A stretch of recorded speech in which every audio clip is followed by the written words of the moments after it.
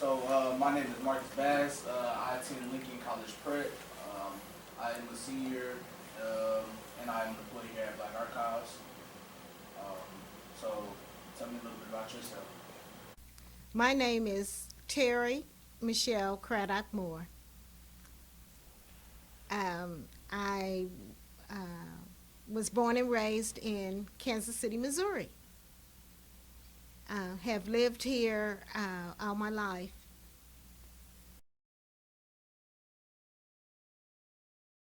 Well, Beacon Hill um, was once a very special place, community to live in. Beacon Hill was once known as the Nob Hill of Kansas City. Um, a lot of our first black professionals lived in Beacon Hill. Um, a lot of our first black doctors, lawyers, teachers, and business owners lived in Beacon Hill. So Beacon Hill is very special to me. Okay. And so, how long have you and your family lived on Beacon Hill, and what made them want to live in this area? Um, my family, my husband and I, bought a house in Beacon Hill in 1994. So we have been there 26 years, and in April 2021, it will be 27 years. Um, when we were looking for a home, um, I chose to live in Beacon Hill because I was familiar with Beacon Hill. I had a family member who lived in Beacon Hill most of her life, a great aunt. And when she passed, she left the house to my mom. So my mom lived in Beacon Hill. And so I was familiar with the neighborhood in Beacon Hill, and I thought it was a wonderful place to live. And so when my husband and I was looking for a home, um, I searched and was blessed enough to find a home and we were blessed enough to find a home in Beacon Hill. So, you mentioned that your mother lived on Beacon Hill. Did you live with your mother? So Yes, you were a but child. she inherited the house. When she inherited the house after my aunt's death, Anna Ewing, my great aunt's death, her name was Anna Ewing. Um, um, she she left the house to my mom. So after her death, my mom moved into the house. I had when my mom moved into the house. Um, I had moved away from home. I had my own place. I had moved into an apartment. So when my mom moved into Beacon Hill, all her children, her daughters, the four of us had moved away from home. So she moved into Beacon Hill in the house by herself. Her and her brother, my uncle. The Okay. Beacon Hill boundaries are from 22nd Street to 31st Street, from Troost to I think it's Flora Avenue.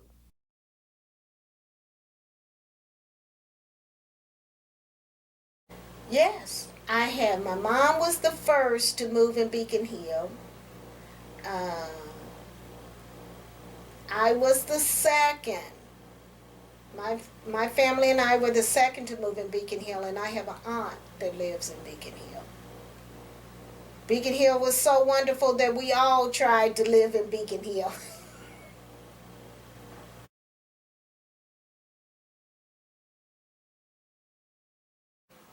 Wonderful. Like I said, that's during a time when neighbors were neighbors. You knew your neighbors. Um, your neighbors looked out for you, and so usually all the kids knew each other, played together, and as we grew up, a lot of times we went to school together.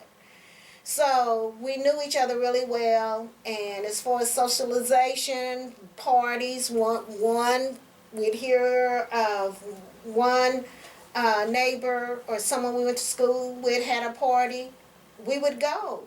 Um, Everyone was invited, and we walked. We walked to parties. We wasn't, none of these cars. No one had a car. I didn't have a car until I graduated from high school, so we were very active in our communities. I think the children were a lot healthy because you had to walk or you had to public transportation, get on the bus. So we had a great social life. Great social life. We had what you call go outside and play, which a lot of kids and young folks know nothing about. We went outside and played. And I think back on that a lot of times, and that was good times.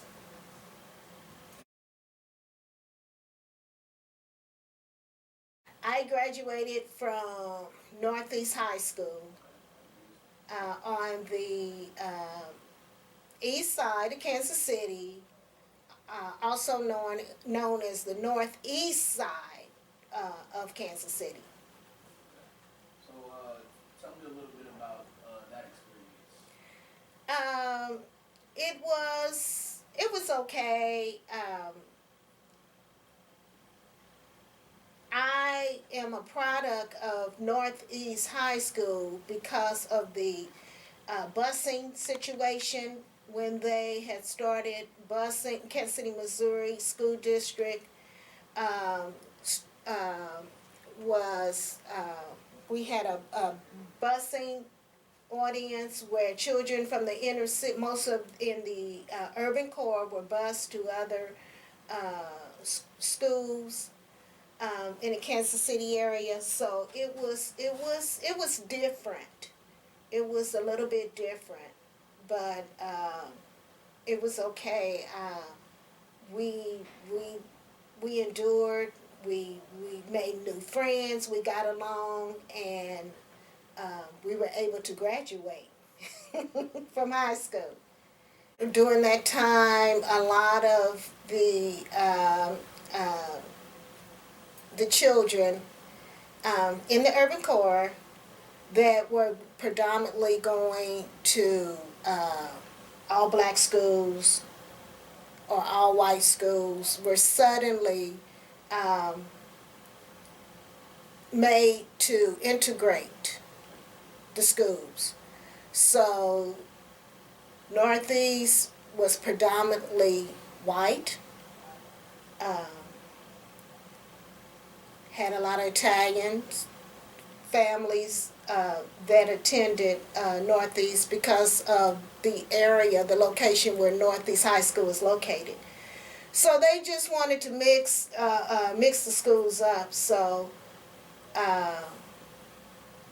most of the children, black students in my neighborhood, um, were bused to Northeast. And so me and my sisters were bused to Northeast. So that's where I went to my last year of junior high school and high school, and I graduated from Northeast. I have one more follow-up question on that. How was that explained to you that this thing was going to happen? I don't remember. Yeah. I don't remember. It was so long ago. Because I'm talking about, I graduated from high school in 1981. So, but it was like a mandate that this was going to happen in the Kansas City, Missouri School District. So it was like we had no choice. And so it was boundaries set, and if you lived in a certain boundary of the city, you went to this school, and if you lived in another boundary, you went to that school, and that's how it was. That's how it went.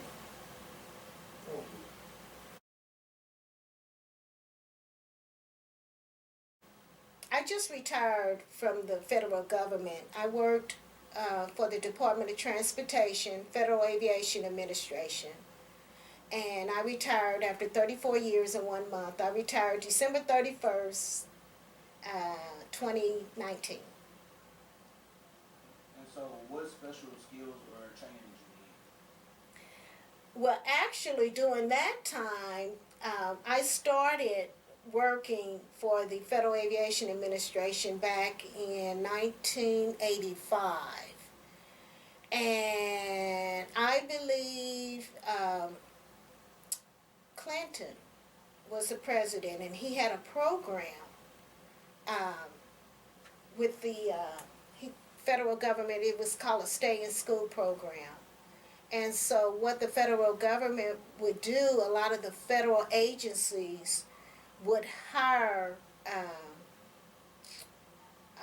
people, young people who were in school. They would, if you were in school, they would hire you to work part time, and that way, you would be learning, learning a professional job on a professional job, and part time, and you would be going to school part time. So that's how I started. I was attending junior college, and so I was hired to work for the Federal Aviation Administration part time. And so that's how I got my foot in the door, and that's how I started my career with the federal government, and I stayed. After graduation from junior college, I stayed. They hired me permanently, and I stayed. So, oh, so you've been working that job Same agency, different positions, different jobs. And so, so did you make the kind of money that you needed or expected? Oh yes. Oh yes. I got paid well for for the work that I did.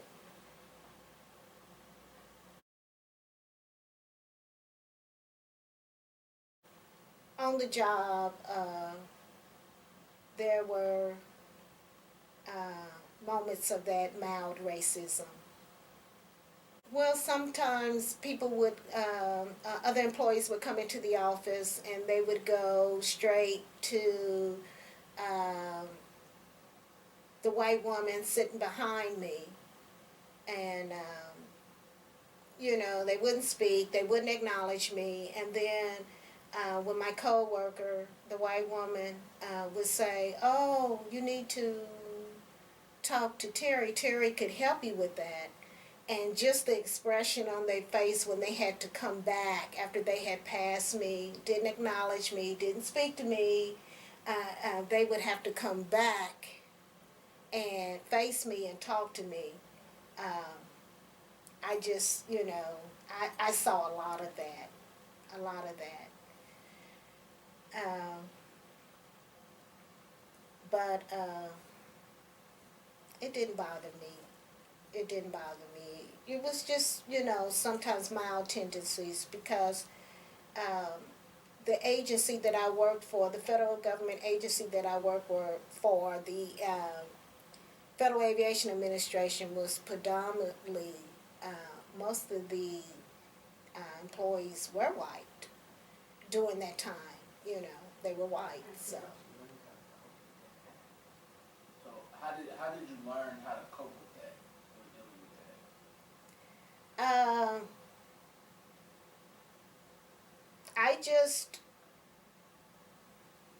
I just shook it off because I knew who I was. I knew they were gonna have to come back and talk to me anyway. um, so I just kind of chuckled inside because just to see the look on their face. Sometimes I would talk, a lot of employees, I would talk to them over the phone, and then when they would come into the office and they would see me in person, they just couldn't believe, oh my God, I was talking to you. And I've even had black employees who used to tell me, you, you sounded like a white woman. I thought I was talking to a white woman. So it's the way of the world, you know. Did your family prepare you for dealing with racism? Yes. How so?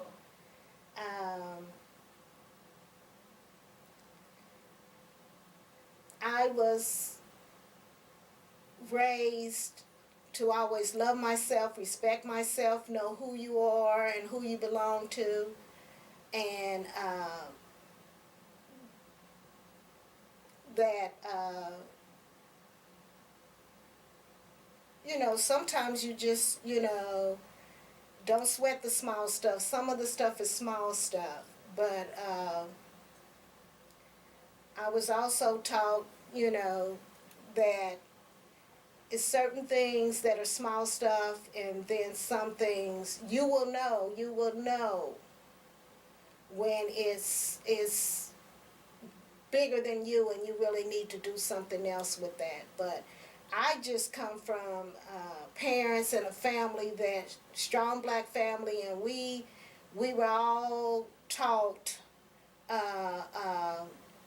to respect yourself, love yourself, know who you are, like I said, and who you belong to, and as long as you are doing what you're supposed to do,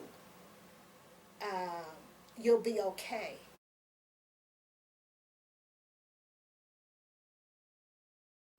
Is who you belong to a spiritual reference?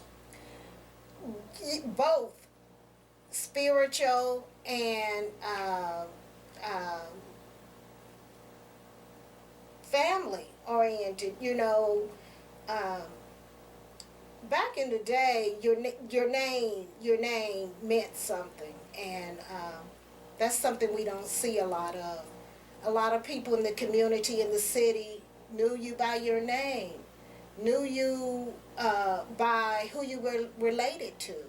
Your name meant something, it carried weight. Um, so when people found out who you were, who you belonged to, you're a child of God, uh, you're uh, such and such's daughter, son, grandchild, it meant something. It really did mean something.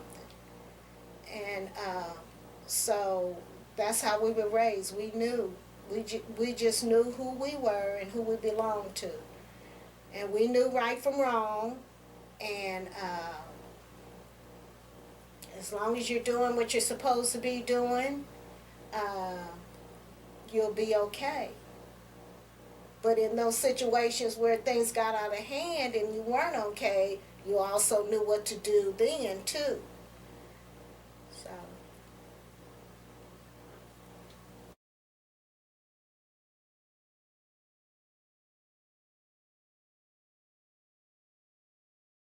in the community, in the neighborhood that I grew up in, I feel like we were kind of sheltered. Uh, we really didn't find out about all these other things and racism and other things that were really going on in the world until like uh, we integrated, went to another school out of our area. We went to a predominantly white school. We saw a little bit of that. And then when we left home and we went out into the world and started working and everything. So growing up black was great for me because we always had our own everything, We had our own, you know, uh, places to have fun, our neighborhoods. So I'm gonna say it like this: growing up poor, we really didn't even know we were poor because we lived so well. We didn't know it. So we still could, if we wanted to, for entertainment, if we wanted to go to the movies or whatever, we did it. I mean, in our neighborhoods, we had places to go and have fun. We had friends. Um, never missed a meal. Had lights, gas, water, beds to sleep in. So, um, I had a great. I can say I had a great life, youth, growing up in Kansas City.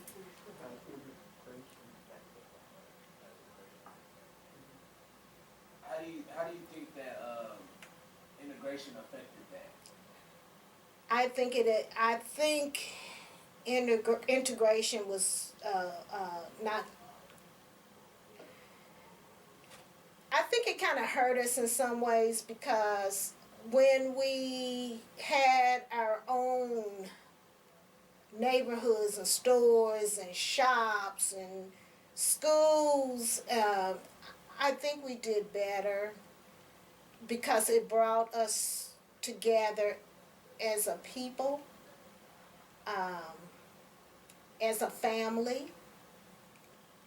I think it inspired a lot of us to have our own, to be entrepreneurs, um, uh, professionals, because we were living amongst a lot of our black professionals.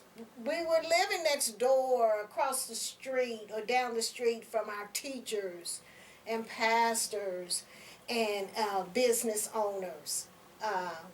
And so when we start integrating and moving away from each other, I think a lot of us as a people, we forgot who we are, where we come from, um, uh, how far we have come. I think we lost a lot of that. And so, how do you think that this has affected you while raising children? My husband and I have one son, and we've always tried to raise him to be respectful, um, to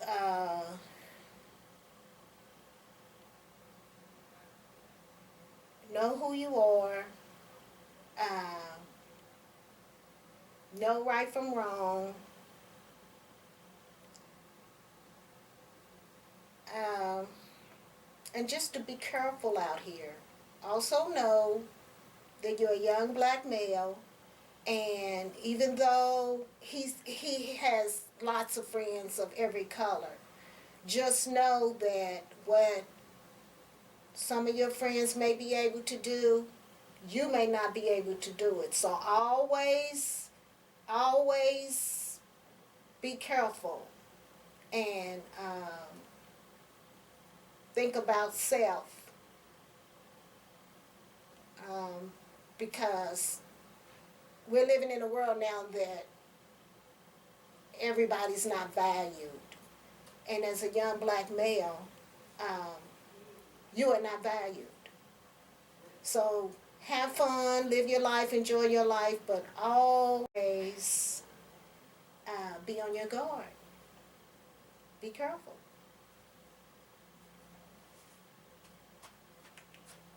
So, what effect, if any, do you think the civil rights movement had on your life and your family?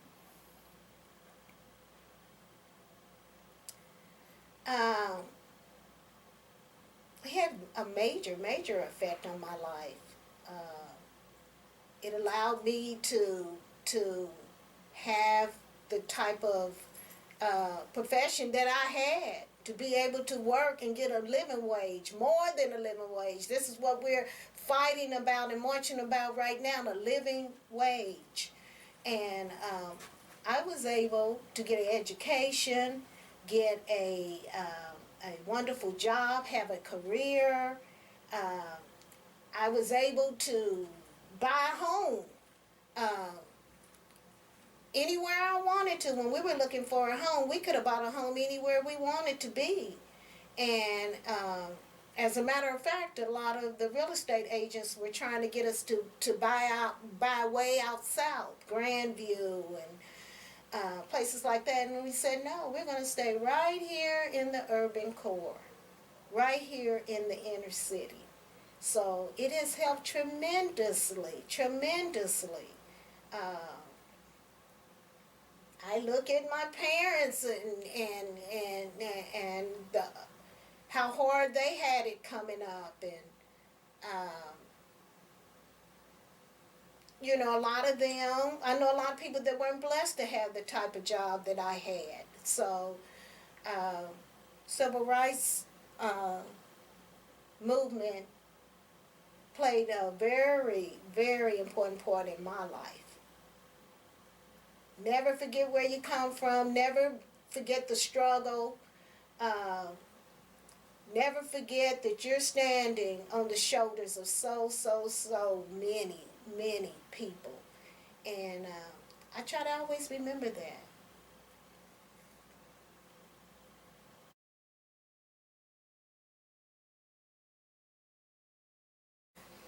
Do we have any major institutions? Have a lot of black churches um, in our neighborhood. We have Bethel, African Methodist Episcopal Church, right down the hill on the other side of Purcell. We have Purcell Baptist Church. We don't have a lot because of the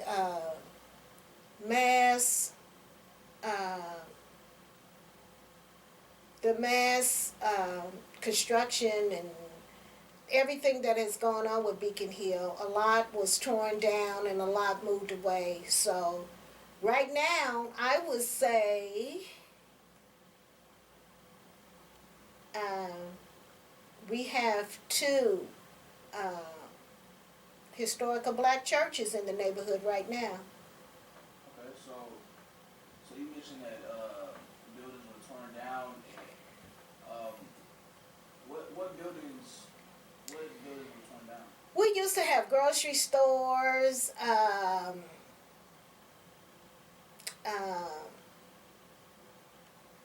We have the what is it, the Baptist Seminary right down the street. That's about 22nd and Tracy. It's been closed for years, but there's plans to revitalize it, rehab it, and open it up for businesses and things. But there used to be a lot in the community, in the neighborhood, but a lot of it was cited as blight and it was torn down. And so Beacon Hill right now is in this mass transformation, new housing, new building coming in, and that's where we are.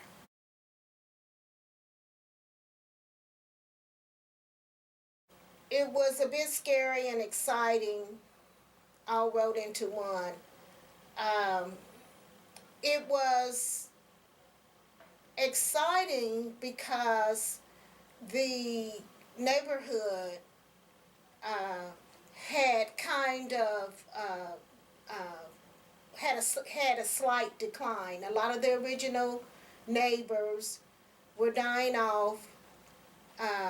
We started to see a lot of rental property in the neighborhood. A lot of the original homeowners who had children were not interested in the homes, so they were selling them off or they were renting them.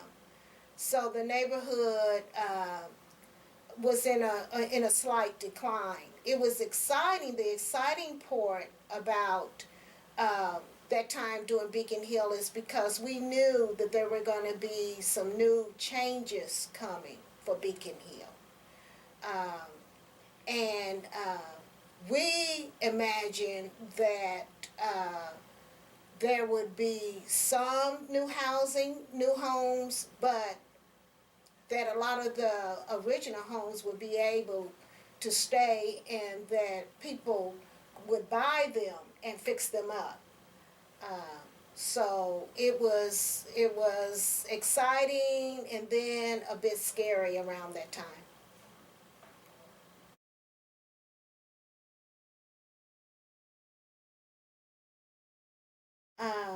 It's good and bad. Um, Good and bad. We have we have a lot of new neighbors now. A lot of new housing has gone in, so that's good. Um, but much more is needed. Much more is needed. We need services in the city, in the urban core, in the neighborhood. We need shops. We need grocery stores. We need eateries, diners, places, coffee shops, restaurants. So it's a lot more that need to go on. Eventually, I think it will happen. I just hope that I get to see it in my lifetime.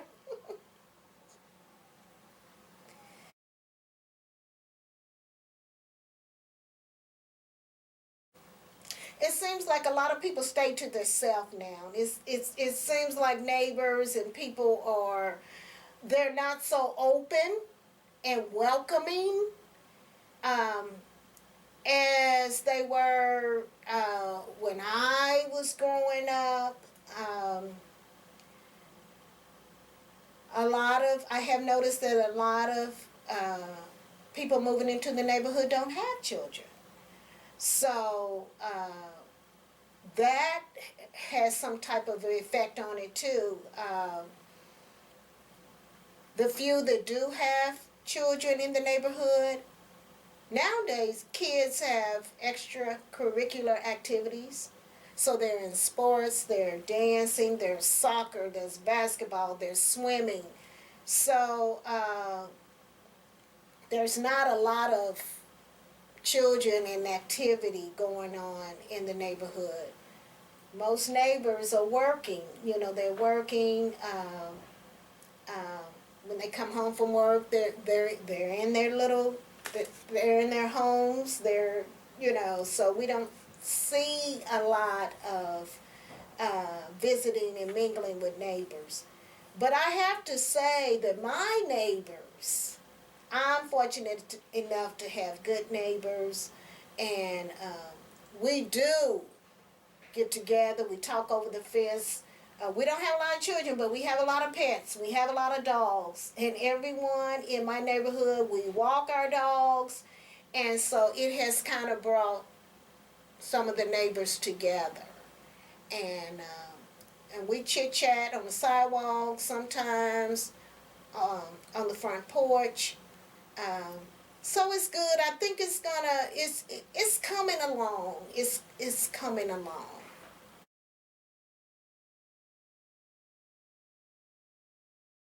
I have friends outside of my neighborhood, uh,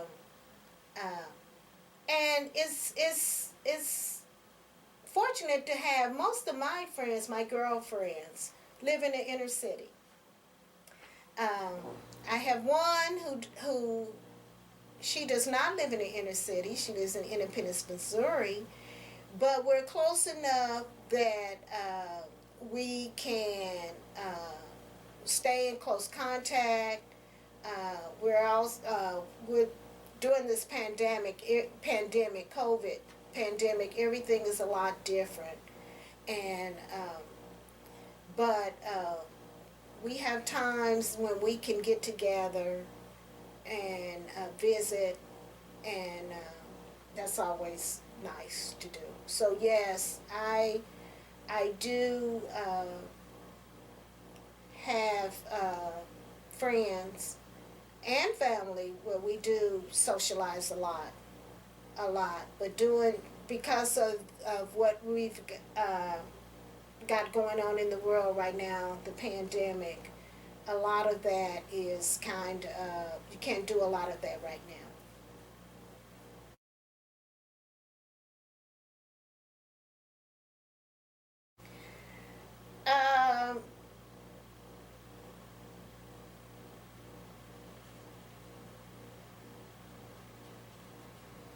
It's been good and bad.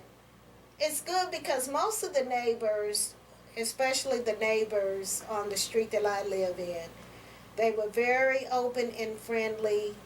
Um, a lot of them, when they moved into the neighborhood, they introduced themselves immediately. Um, we formed relationships, and it's been wonderful. It's been bad when it seems like we have a a dividing line between,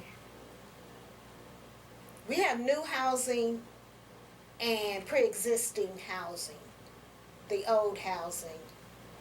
And so now we have uh,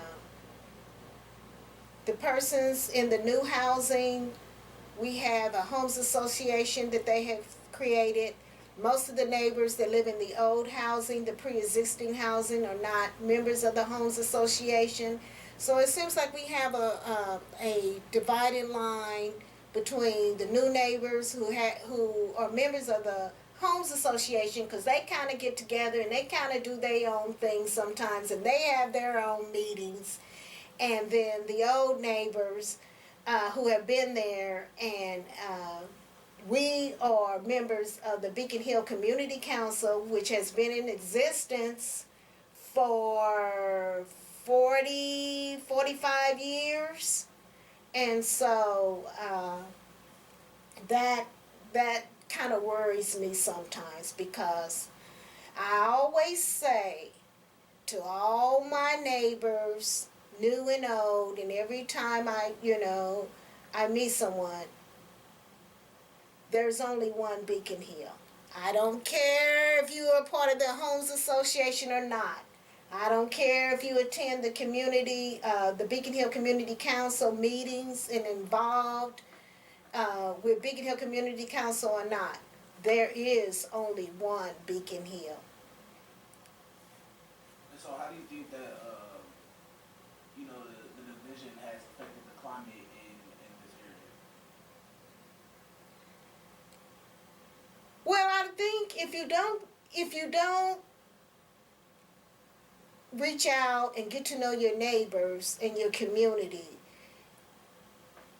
it creates a divide, a barrier.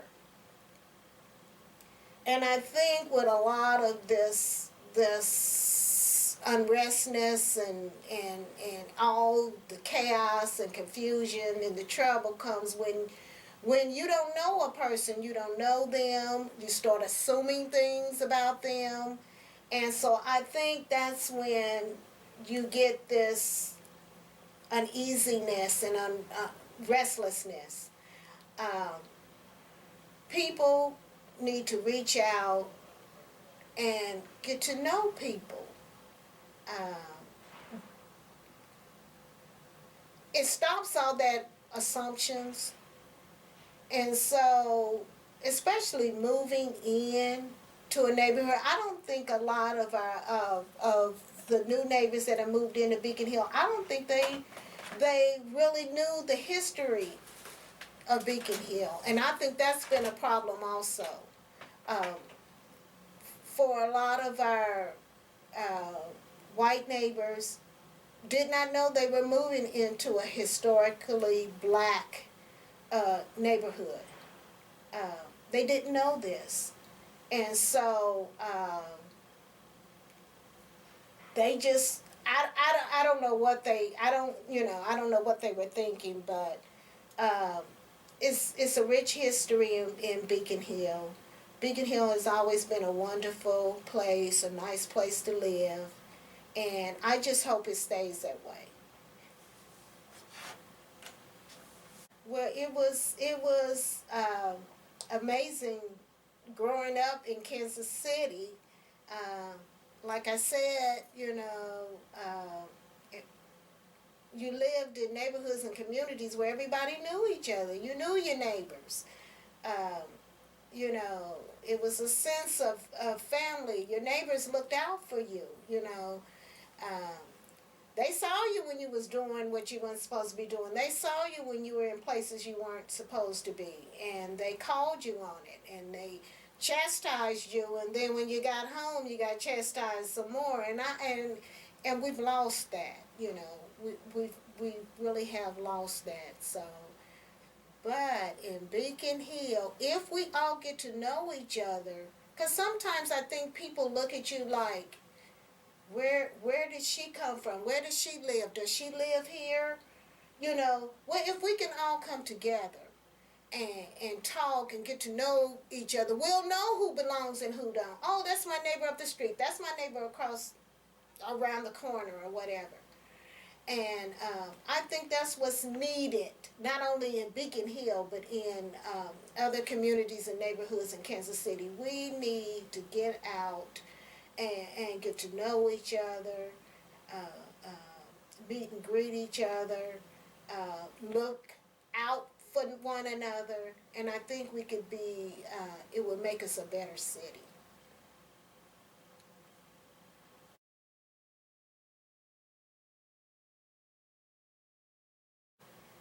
I imagine that at one time, before a lot of the black residents moved in, it was predominantly white. Uh, so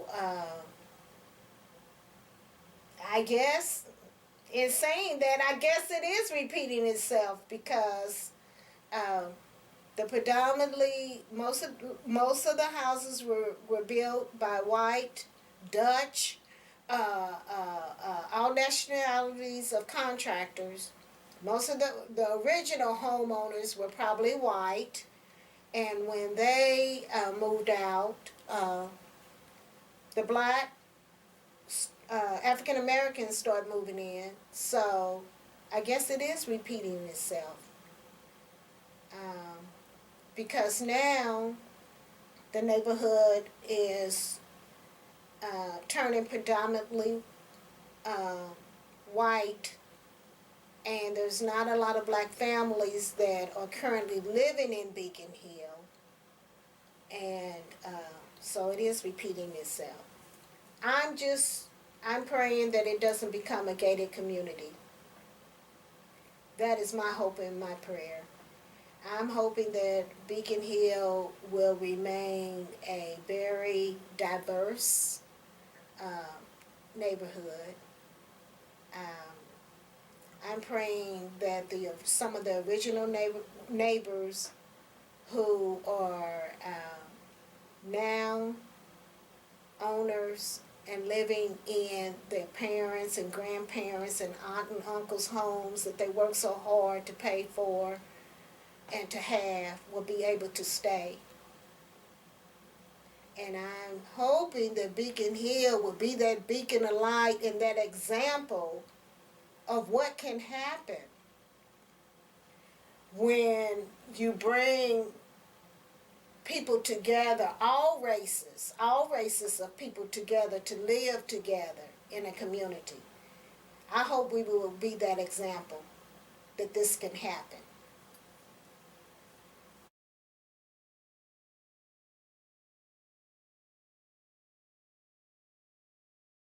Just want to say thank you for this opportunity. Um,